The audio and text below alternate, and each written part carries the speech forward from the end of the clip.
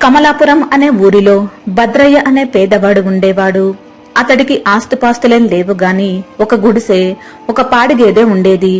రోజు పొద్దున్నే ఆ గేదె పాలు తీసి ఒక డబ్బాలో పోసుకుని వీధి వీధి తిరిగి పాలు అమ్మి వచ్చిన కొద్దిపాటి డబ్బులతో గింజలు తెచ్చుకుని జీవిస్తుండేవాడు. ఒకరోజు పాలు అమ్మి వచ్చిన తరువాత కుక్కి మంచం మీద పడుకుని ఏదో ఆలోచిస్తున్నాడు. ఇంతలో భద్రయ్య చూపు గేదె మీదకు వెళ్ళింది. దూడ పాలు చీకుతుంది. తన బిడ్డ ఆకలి తీరుస్తున్నందుకు ఆ గేదె ఆనందంగా దూడను నాకుతుంది. అది చూసిన భద్రయ్యలో ఒక స్వార్థపు ఆలోచన వచ్చింది. అమ్మో, ఎన్నాళ్ళ నుంచి నేను ఇది గమనించనే లేదు. పాలెందుకు తక్కువ వస్తున్నాయో ఇప్పుడు అర్థమైంది. పాలు మొత్తం దూడే తాగుతుందిగా. ఇట్టాకైతే నేను ఎట్టా బతకాలి? ఏం చేయాలబ్బా? పాలు మొత్తం దూడే తాగుతుందిగా. మంచి ఆలోచన. రేపటి నుంచే ఈ దూడను పాలు తాగలేకుండా దాన్ని దూరంగా కట్టేసి దాని పాలు కూడా నేనే పిండుకొని అమ్ముకుంటే ఇంకా ఎక్కువ డబ్బులు వస్తాయి. ఇది మంచి ఆలోచన. భలే భలే.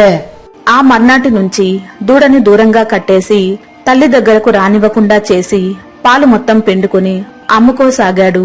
పాపం తల్లి నుంచి విడిపోయి దూరంగా ఉన్న దూడ ఆకలితో అలమటించేది. తన బిడ్డకు పాలు ఇద్దామని అన్నా తాళ్లతో బలంగా కట్టేసి ఉండటం వలన బిడ్డను చూసి ఎంతో దుఃఖించేది. పాలమ్మా, పాలు పాలు, నీళ్లు కలపన పాలమ్మా, చిక్కటి కమ్మటి పాలమ్మా, అయిపోతున్నాయమ్మా, ఇంకా కొన్ని పాలే ఉన్నాయమ్మా, పాలమ్మా పాలు. యారో భద్రయ్యో, ఇవాళ మొహంతా కలకల్లాడిపోతుంది. ఏందిరా, ఏంది కథ? అవును రే, ఇవాళ చాలా పాలమ్మినట్టున్నావు. కొంపదీసి ఇంకో గేదెనేమన్నా కొన్నవా ఏంది? నేను ఎన్ని పాలమ్మినా గానే నువ్వు ఒక గేదె పాలమ్మినా ఒకటేరా. ఇంకో గేదె లేదు, ఏం లేదు బాబాయ్. కొంచెం బుర్ర పెట్టి ఆలోచించి తల్లి నుంచి దూడను దూరంగా కట్టేసి దాని పాలు కూడా నేనే పిండుకుని అమ్ముకుంటున్నా. మరి భద్రయ్య అంటే ఏమనుకున్నా బాబాయ్? దేనికైనా తెలివి ఉండాలి, తెలివి. అయ్యో, తల్లి నుంచి బెడ్లో వేసావా? ఓ దరిద్రుడా, ఎంత పని చేసావురా? దాని ఉసు తగిలి పురుగులు పడిపోతావురా. నీ చిన్నప్పుడు మీ అమ్మ కూడా ఇలాగే పాలివ్వకుండా నిన్ను దూరంగా ఉంచితే తెలిసేది బిడ్డ బాధ ఏంటో. నీలాంటితో మాట్లాడితే నీ పాపం నాకు కూడా చుట్టుకుంటది. నేను పోతానురా. అలా భద్రయ్య తల్లి నుంచి దూడను వేరుగా కట్టేసి బిడ్డపాలు కూడా అమ్ముకుని వచ్చిన డబ్బులతో వండుకుని తిని రోజంతా కుక్కి మంచంలో మొద్దు నిద్రపోయేవాడు. కొన్నాళ్లకు దూడకు పాలు లేక ఆకలితో మరణించింది. ఆ తర్వాత గేదెకు కూడా సరిగ్గా మేత పెట్టేవాడు కాదు. దాంతో గేదె కూడా దిగులుతో బక్క చిక్కింది. పాలు పిండుకున్న తర్వాత గేదెను ఊరి మీద వదిలేసేవాడు. అది ఎక్కడెక్కడికో తిరిగి సాయంకాలం అయ్యాక మెల్లగా ఇంటికి తిరిగి వచ్చేది. ఇదిలా ఉంటే ఒకరోజు భద్రయ్య గేదె ఇంటికి తిరిగి రాలేదు. భద్రయ్య ఆందోళనతో ఊరంతా వెతకసాగాడు. ఓ పిచ్చమ్మతో, నా గేదె ఎక్కడైనా కనపడిందా? నిన్న సాయంత్రం నుంచి ఇంటికి రాలేదత్తా. ఇడిపోయిందో ఏమో. రోజు బాగానే ఇంటికి వచ్చేది. ఇవాళ పాలు కూడా అమ్మలేదు. బాకీలంతా గొడవ పెడుతున్నారు. నాకెక్కడా కనిపించలేదు భద్రయ్య. అయినా తల్లి నుండి బిడ్డను వేరు చేశావుగా, ఆ పాపం ఊరికే పోతుందా? గేదె తన బిడ్డ ఎక్కడుందో అని వెతుక్కుంటూ వెళ్లి ఉంటది. ఒక పని చేయి భద్రయ్య, ఊరి పెద్ద ఇంటి దగ్గరే ఉంటున్నాడుగా, వెళ్లి ఆయనకు చెప్పు, నీ గేదెను వెతికించి పెడతాడు. భలే ఉపాయం చెప్పేవత్తా. తప్పైన గేదెలను వెతికించే పని ఆయనదేగా. ఇప్పుడే ఆయన దగ్గరికి పోతున్నా. అలా అనుకుంటూ భద్రయ్య ఊరి పెద్ద ఇంటికి వెళ్లి తన గేదె నిన్న సాయంత్రం నుండి ఇంటికి తిరిగి రాలేదని చెప్పాడు. ఏం భద్రయ్య, పాల మీద బాగానే సంపాదిస్తున్నట్టున్నావు. అవును, గేదెను ఊరి మీద వదిలిపెట్టకపోతే దానికింత గడ్డి తెచ్చి పెట్టొచ్చుగా. ఇప్పుడు చూడు, ఆ గేదె ఎటుపోయిందో ఏమో.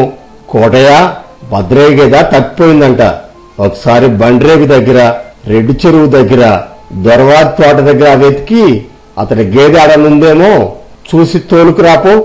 అలా ఊరి పెద్ద మనుషుల గేదెను వెతకడానికి వెళ్లారు. భద్రయ్య అక్కడిగే దిగులుగా కూర్చున్నాడు. కొంతసేపటికి ఊరి పెద్ద మనుషులు ఒక గేదెను తీసుకొచ్చారు. భద్రయ్య, ఇదేనా నీ గేదె? సరిగా చూసుకో, ఏమన్నా పొరపాటు జరిగిందంటే ఊళ్ళో నాకు మాట వచ్చుద్ది. భద్రయ్య ఆ గేదెను తేరిపారా చూశాడు. అది మంచి పుష్టిగా ఉన్నది. భద్రయ్య తప్పిపోయిన గేదె బక్క చిక్కినది. భద్రయ్య దురాశతో ఆలోచించాడు.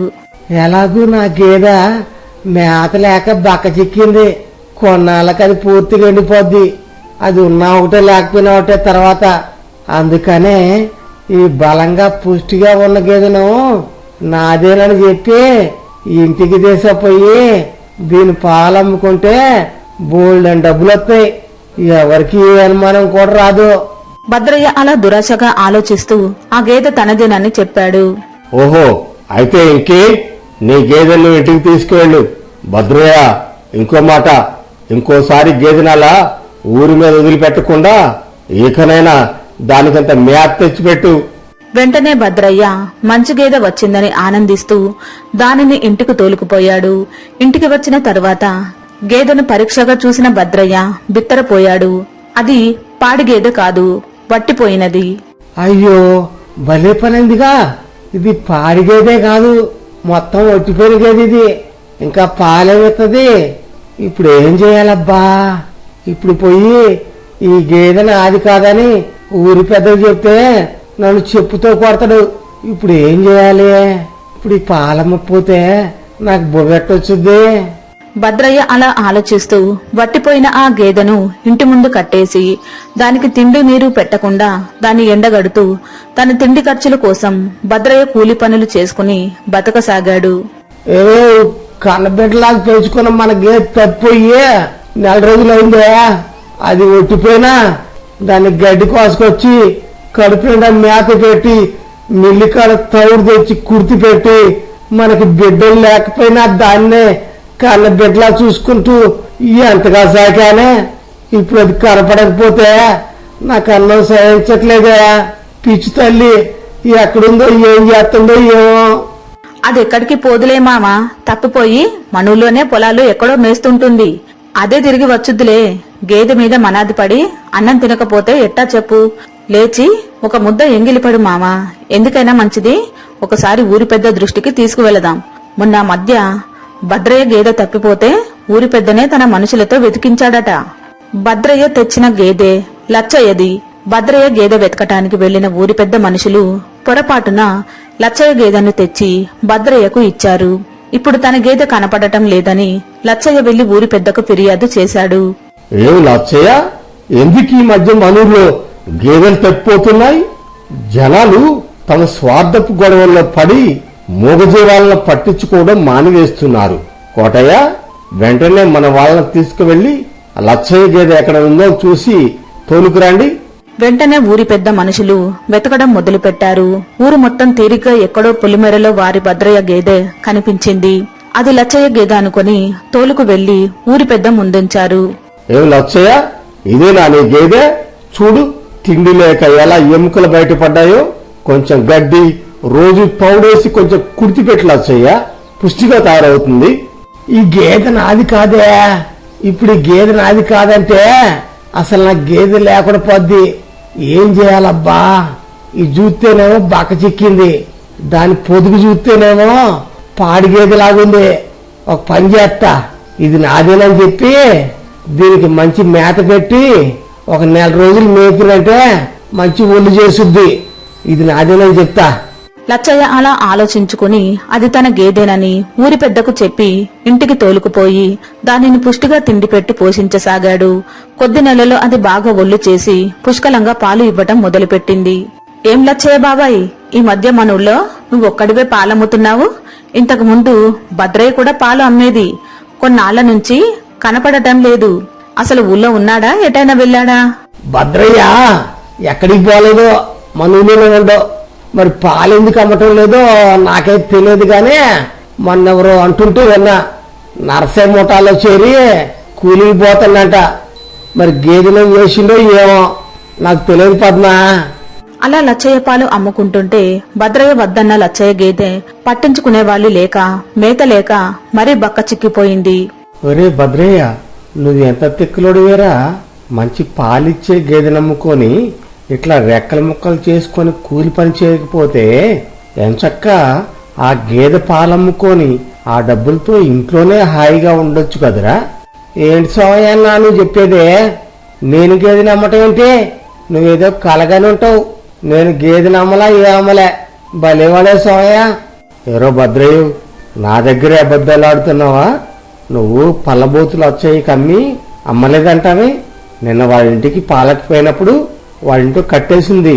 నా కళ్ళతో నేను చూసా. కావాలంటే పని అయిన తర్వాత వాళ్ళింటికి వెళ్ళి చూసుకో. గేదె నమ్మి మళ్ళీ అమ్మలేదని బొకాయిస్తావా? అతడలా కళ్ళలోకి చూసినట్టు గట్టిగా చెబుతుంటే భద్రయ్యకు తన గేదె లచ్చయ్య ఇంట్లో ఉందేమోనని అనుమానం వచ్చింది. ఆ సాయంత్రం లచ్చయ్య ఇంటికి వెళ్లి రహస్యంగా గమనించాడు. నిజమే, తన గేదె లచ్చయ్య ఇంట్లో ఉన్నది. అంటే తన వద్దనున్నది లచ్చయ్య ఒట్టిపోయిన గేదెన్నమాట. అలా ఆలోచిస్తూ వెంటనే ఈ విషయం తేల్చుకోవాలనుకున్నాడు. లచ్చయ్య బాబాయ్, ఓ లచ్చయ్య బాబాయ్, ఒకసారి బయటిరా. మరే బాబాయ్, నీ గేదె నా గేదె మారిపోయినాయే. నా గేదె అదిగో నీ ఇంట్లో కట్టేసిందే, అది నా గేదె. నీది ఒట్టిపోయిన గేదె, అది నా ఇంట్లో ఉంది. ఓ బాబాయ్, ఇదంతా చూస్తుంటే నువ్వే పథకం ప్రకారం చేశావనిపిస్తుంది. నీ గేదె ఒట్టిపోయిందని నా పాడి గేదెను ఇంట్లో పెట్టుకున్నావా? నీకు ఇదేమన్నా న్యాయంగా ఉందా చెప్పు. వెంటనే నా గేదె నాకు ఈ బాబాయ్, నీ గేదె నువ్వు తీసపో, లేకపోతే బాగుండదు. యారో భద్రయ్య, పెద్ద చిన్న లేకుండా మాట్లాడుతున్నావు, ఏంటి కథ? నీ గేదె నేనేమన్నా కావాలని తెచ్చుకున్నా ఏంది? ఈ గేదెలో నాకు ఊరి పెద్ద పిచ్చిండు. నువ్వేమైనా మాట్లాడాలనుకుంటే ఆయన దగ్గరికి పోయి మాట్లాడు. నా ఇంటి దగ్గర గొడవ చెప్తే మాత్రం బాగుండదు. జాగ్రత్త రై. వెంటనే భద్రయ్య ఊరి పెద్ద ఇంటికి వెళ్లి గేదెల విషయంలో పొరపాటు జరిగిందని, తన గేదె లచ్చయ్యకు, లచ్చయ్య గేదె తనకు మారాయని చెప్పాడు. ఏమిటి, నీ గేదెకు బదులు లచ్చయ్య గేదె వచ్చిందా? ఏం భద్రయ్య, ఒళ్ళెలా ఉంది? ఎవరి ముందు నిలబడి మాట్లాడుతున్నావో తెలిసే మాట్లాడుతున్నావా? ఆ రోజు నా పనివాడు వెతికి తెచ్చిన గేదెను చూసి ఇది నా గేదెనని నువ్వే చెప్పావుగా. మళ్ళీ ఈ నాటకాలేంటి? ఉండు, ఇప్పుడే లచ్చయ్యని పిలిపించి అన్ని విషయాలు తెలుస్తా. కోటయ్య, వెంటనే లచ్చయ్య ఇంటికి వెళ్లి గేదెను తీసుకుని రమ్మని పో. భద్రయ్య, అలాగే నీ వద్దరున్న గేదెను కూడా తీసుకురాపో. అలా ఊరి పెద్ద ఇద్దరిని, వారి వద్ద ఉన్న గేదెలను తన ఎదుటకు తెప్పించి భద్రయ్య చెప్పేది నిజమేనా అని లచ్చయ్యను అడిగాడు. బాబు గారు, భద్రయ్య చెప్పేది నిజమే కావచ్చు, కానీ అతని వద్ద ఉన్న గేదె మరీ బక్క చిక్కి ఈ రోజు రేపో పోయేదానిలాగుందండి. నా గేదెమో పుష్టిగా బలిష్టంగా ఉంటుంది. అందుకని భద్రయ్య దాన్ని బలంగా చేసి ఇస్తే గాని తీసుకోనండి. ఈ గేదె చూడండి, దీనికి రోజుకు 4 సార్లు మేత పెట్టి కుర్తి పెట్టి ఎలా పుష్టిగా చేశానో. లచ్చయ్య చెప్పిన దాంట్లో నిజముందని ఊరి పెద్ద గ్రహించాడు. భద్రయ్య, విన్నావుగా లచ్చయ్య ఏం చెప్తున్నాడు? అతని గేదె నీకు మారినప్పుడు అది బలంగా పుష్టిగా ఉన్నమాట నిజమే కదా. అందుకని నీకు 4 రోజులు గడువిస్తున్నా. ఈలోగా గేదెకు బాగా తిండి పెట్టి లచ్చయ్య గేదెను మునపట్లా చేసి నీ గేదె నువ్వు తీసుకువెళ్ళు. ఊరి పెద్ద అలా ఆజ్ఞాపించేసరికి భద్రయ్యకు చేసేదేమీ లేక బక్క చిక్కిన లచ్చయ్య గేదెను ఇంటికి తీసుకువెళ్లి బాగా మేపి దానిని మునుపటిలా పుష్టిగా తయారు చేసి తిరిగి ఊరి పెద్ద ఇంటికి తీసుకువచ్చాడు. లచ్చయ్య, నువ్వు కోరిన విధంగా భద్రయ్య నీ గేదెను మునపట్లా చేశాడు. ఇక అతడి గేదెను అతడికిచ్చి నీ గేదె నువ్వు తీసుకుపో. ఊరి పెద్ద చెప్పిన దానికి లచ్చయ్య ఒప్పుకున్నాడు. అదే భద్రయ్య తన గేదెను తీసుకుపోవడానికి ప్రయత్నించగా అది రాలేదు. బలవంతంగా తీసుకుపోవడానికి కర్రతో కొట్టాడు. అంతే, జడకు కోపం వచ్చి భద్రయ్యను కుమ్మింది. వెళ్లి అంత దూరంలో పడ్డాడు. భద్రయ్య, చూశావుగా ఆ గేదె ఎంత ఆత్మాభిమానం కలదో. లాభం లేదయ్యా, అది నీ దగ్గరికి రాదు. ఎందుకంటే అది ఇప్పుడు నిన్ను తన యజమానిగా ఆమోదించటం లేదు. దానికి నువ్వు తిండి పెట్టక దానికి చాలా ద్రోహం చేశావు. ఆ మూగజీవి బయటకు చెప్పుకోలేక ఎంతో మానసిక సంఘర్షణ గురై ఉంటుందో ఒక్కసారి ఆలోచించావా? లాభం లేదు. ఇక నీ దగ్గరికి అది రాదు. దాని సంగతి మర్చిపోయాక. పౌరుషం మనుషులకే కాదయ్యా, మూగజీవాలకు ఉంటాయి. వాటికి ఆత్మాభిమానం ఉంటుంది. వాటికి మనసుంటుంది. ఉన్నట్టుండి తన గేదె తనకు ఎదురు తిరిగేసరికి భద్రయ్యకు ఈ మూగజీవిని తాను ఎంత బాధ పెట్టాడో గుర్తొచ్చింది. దాని బిడ్డను వేరు చేసి తల్లి ప్రేమకు దూరం చేసి పొట్టను పెట్టుకున్నాడు.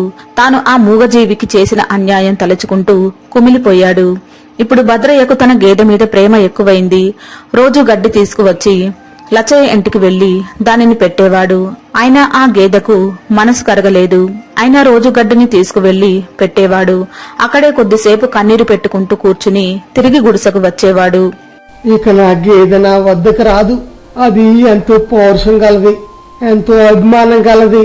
నేనెంత పాపాత్ముణ్ణి, మూగజీవి అని, తిరిగి నన్నేం చేయలేదని స్వార్థంతో దురాశతో కనీసం మేత కూడా పెట్టకుండా దాని బిడ్డను కూడా దూరం చేసి దాని పాలమ్ముకున్నాను. ఆ పసికందు సావు కారణమయ్యాను. నేను చేసిన పాపానికి పరిహారం లేదు. ఇక నా గేదె రాదు. పోనీలే, ఆ పిచ్చి తల్లి ఎక్కడున్నా బాగుంటే అంతే చాలు.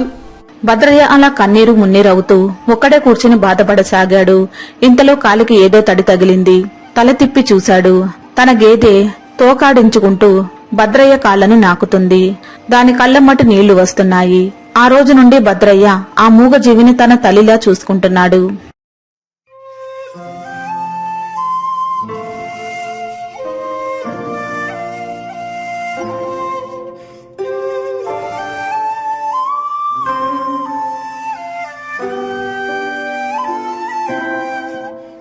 మీకు మా ఛానల్లోని స్టోరీస్ అన్ని నచ్చినట్లయితే లైక్ చేయండి, షేర్ చేయండి, సబ్స్క్రైబ్ చేయండి. అందరికీ థ్యాంక్ యూ అండి.